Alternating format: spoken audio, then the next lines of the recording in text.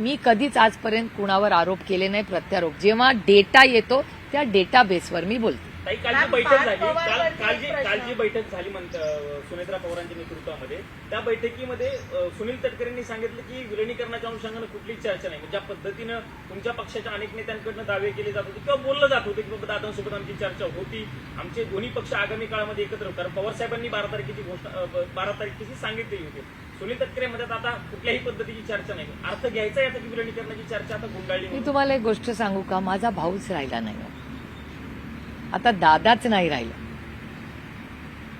क्या मायने रखता है. त्याचं दुःख, दादानी घेतलेले निर्णय, दादाची स्वप्न ती दादाबरोबरच गेली. आणि आज माझा भाऊच नाही राहिला, त्याच्यामुळे आज कोण काय म्हणतंय मला काय फरक पडतो, मला खरंच सांगा. नरेश अरोरा हे त्या पक्षाचे सल्लागार आहेत, त्यांना राज्यसभा दिली जाणार असल्याची बातम्या येत आहेत. कसं बघता, कारण दादांनी जी बैठक शेवटची झाली तटकरेंसोबत, त्या नरेश अरोरांना काम जे दिलं होतं ते कमी करण्यासंदर्भात चर्चा झाली होती.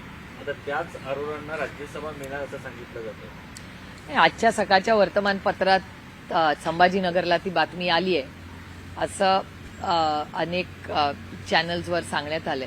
त्यामुळे ते आता त्यांच्या पक्षाने कुणाला कुठलं काय पद द्यायचं हा त्यांच्या पक्षाचा अधिकार आहे ना. एका सशक्त लोकशाहीमध्ये त्यांनी ठरवायचं कुणाला काय द्यायचं, तो त्यांचा अंतर्गत विषय आहे त्यांच्या पक्षाचा. मॅम, पार्थ पवाराबद्दल एक तर ज्या प्रकाराने जे अलिगेशन्स त्यांच्या अगेन्स्ट येत आहेत, तसंच हेही बघितलं जातं ते कुठे ना कुठे फोरफ्रंटवर आहेत. म्हणजे अजित पवार यांच्या निधनानंतर सुनेत्रा पवार मॅम बरोबर पण फोरफ्रंटवर दिसतात. तर एक नैतिकता म्हणून कुठे ना कुठे एक अकाउंटेबिलिटी फिक्स होते, ती दिसून येत नाही हेही कुठे समजतं. म्हणजे ते होल्ड घेत आहेत पार्टीवर किंवा ते कोणतं रोल प्ले करणार आहेत. ऑलरेडी अलिगेशन्स आहेत त्यांच्यावरती.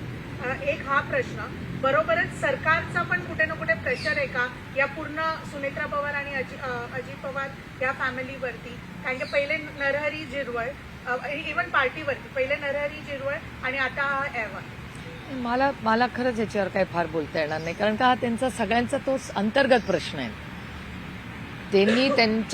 त्यांचे मित्रपक्ष त्यांनी सगळ्यांनी काय करायचं हा त्यांचा अंतर्गत प्रश्न आहे ना. त्याच्यात मी कसं ढवळाढवळ करणार. आणि एका सशक्त लोकशाहीमध्ये प्रत्येकाने काय निर्णय घ्यायचा, काय करायचं, तो अधिकार संविधानाने त्यांना दिलेला आहे. त्याच्यामुळे तो त्यांचा इंटरनल इश्यू आहे.